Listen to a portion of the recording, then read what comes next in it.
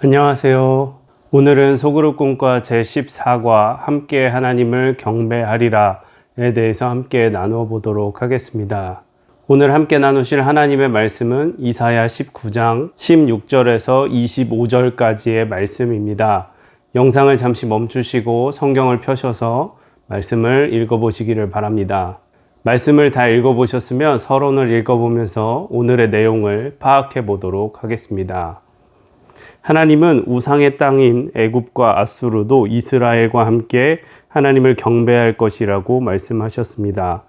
이스라엘이 하나님의 기업인 것처럼 애굽도 주의 백성이요 아수르도 당신의 손으로 직접 지으신 백성이라고 하셨습니다. 이제 그들 모두가 하나님을 경배하며 세계의 중심에서 복을 나누게 될 것이라고 말씀하셨습니다. 네, 그래서 우리가 늘 고백하는 것처럼 하나님께서는 온 세계의 주인이시고 모든 살아있는 자들의 주님이십니다. 그렇기 때문에 하나님은 이스라엘만 사랑하신 것이 아니고 애굽과 아수르도 주님께 돌아와 경배하기를 원하셨습니다. 오늘 우리도 하나님의 넓으신 사랑을 깨달아 주님의 복음을 세계에 전하는 저와 여러분이 되어야 되겠습니다. 그러면 하나님께서 온 세계가 경배하도록 하나님께서 하시는 일이 어떤 것인지 본문을 읽어보면서 살펴보도록 하겠습니다. 그럼 본론의 내용을 읽어보도록 하겠습니다. 모두가 경배하도록 하나님이 하신 일은 무엇입니까? 첫째, 하나님의 손으로 흔드셨습니다. 애굽 사람들은 나일강이 주는 풍요로움을 누르며 많은 우상을 숭배했습니다. 그들은 번성하자 더욱 두려움을 모르는 민족이 되었습니다. 하나님은 그러한 애굽 땅을 당신의 손으로 흔들어 연약한 유다가 애굽에게 공포의 대상이 되게 하겠다고 하셨습니다. 애굽 사람들이 가나안 말을 하고 하나님께 충성을 맹세하는 성읍이 5개나 생길 것이라고 하셨습니다. 그 땅에 하나님의 이름이 선포되면 우상의 땅은 무너질 것이라 말씀하셨습니다. 하나님이 삶을 흔드실 때가 있습니다. 이는 우리의 무지와 교만함을 꺾고 연약함을 깨닫게 하기 위한 하나님의 계획입니다. 하나님이 우리를 흔드실 때 전적으로 주님 앞에 엎드려야 합니다.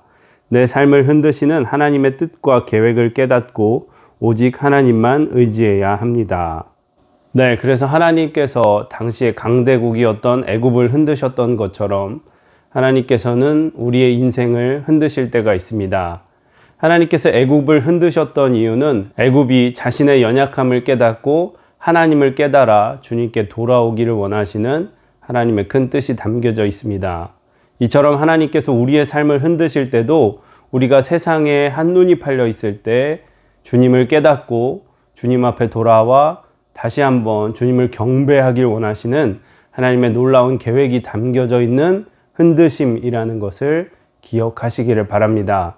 그래서 흔드심은 우리를 괴롭히시기 위한 것이 아니라 우리로 하여금 복을 누리게 하기 위하시는 하나님의 놀라운 계획이라는 것을 깨닫는 귀한 성도님들 되시기를 바랍니다. 그러면 계속해서 두 번째 본론을 읽어보도록 하겠습니다. 둘째, 부르짖게 하시고 고치셨습니다. 애굽은 큰 제국이었지만 역사를 주관하시는 하나님이 치시자 그들도 무너질 수밖에 없었습니다. 하나님은 나일강이 마르고 악취가 나며 바로의 지혜롭다고 하는 참모들을 그릇된 길로 인도하고 남을 지배하던 민족이 잔인하기 그지없는 폭군의 손에 붙들릴 것이라고 하셨습니다. 우상 숭배하는 애굽을 하나님을 경배하는 곳으로 바꾸기 위해 그들을 쳐서 부르짖게 하고 고치겠다고 말씀하셨습니다. 애굽 땅 중앙에 여호와를 위한 제단이 세워지고 애굽 사람들이 여호와를 경배할 것이라고 하셨습니다. 하나님이 우리에게 어려움을 주시는 이유는 하나님의 이름을 부르게 하시기 위해서입니다. 어떤 상황에서든 전심으로 하나님의 이름을 부르면 삶을 올가매던 문제는 사라지고 새 일을 이루시는 하나님을 만나게 됩니다. 네, 그래서 역사의 주인 되신 하나님께서는 강대국이었던 애굽을 치셔서 그들로 무너지게 하실 것이라고 하셨습니다. 하나님께서 애굽을 치신 것은 그들이 하나님을 깨닫고 주님께 부르짖게 하기 위해서입니다.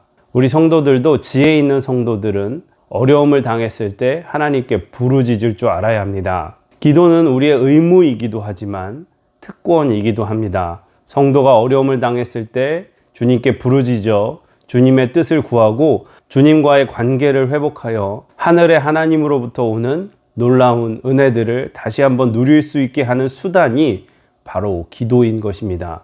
그래서 우리는 인생의 여러 문제들 앞에서 하나님께 기도하는 습관을 잘 들여야 합니다. 기도하는 습관이 잘 잡히면 우리는 늘 주님과 동행하며 우리 삶에 새로운 일을 행하시는 주님을 경험하게 되실 줄로 믿습니다. 그러면 계속해서 세 번째 문단도 읽어보겠습니다. 셋째, 대로를 열어 화해하게 하셨습니다. 애굽과 아수르는 전쟁으로 단절된 관계였습니다. 하나님은 애굽에서 아수르로 이어지는 큰 길이 열리고 애굽인과 아수르인이 서로 오가며 함께 예배할 것이라고 하셨습니다. 그러면서 애굽, 아수르, 이스라엘 세 나라가 세계 중에 복이 될 것이라고 하셨습니다. 하나님은 친히 이스라엘만이 아니라 애굽과 아수르도 당신의 백성이요 직접 손으로 지으신 소유임을 밝히셨습니다. 반목하고 갈등하는 곳에는 주의 영이 함께할 수 없습니다. 화해하고 용서할 때 서로의 마음이 통하고 하나가 됩니다. 우리는 내가 속한 공동체가 하나가 되도록 힘써야 합니다.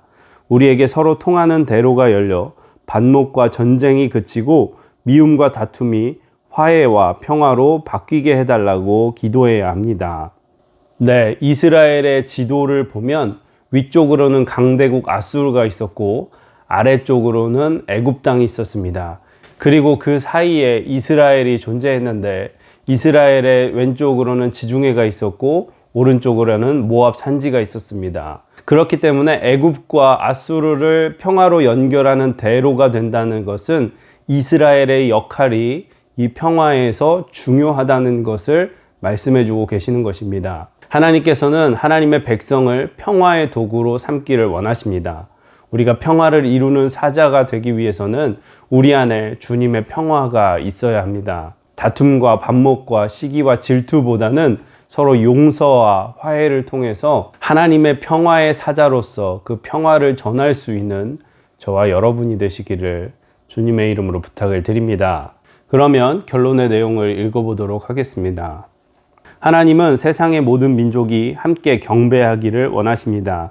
그래서 모든 민족이 경배하도록 하나님의 손으로 흔드실 때가 있는데 이것도 은혜입니다. 또한 경우에 따라 고치시기 위해 우리를 치십니다. 이때 어려운 중에 부르짖어 기도하고 겸손한 마음으로 용서하고 화해하면 함께 예배하는 복을 누리게 하십니다.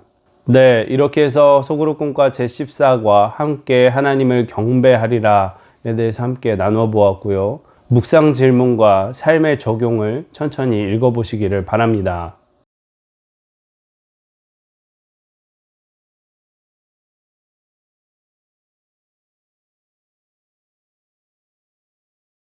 묵상 질문과 삶의 적용을 다 읽어보셨으면 오늘 하나님께서 말씀을 통해 나에게 주신 기도들을 하시고 또 교회의 여러 중보의 기도들을 하신 후에 마치시면 되겠습니다. 수고 많으셨습니다. 감사합니다.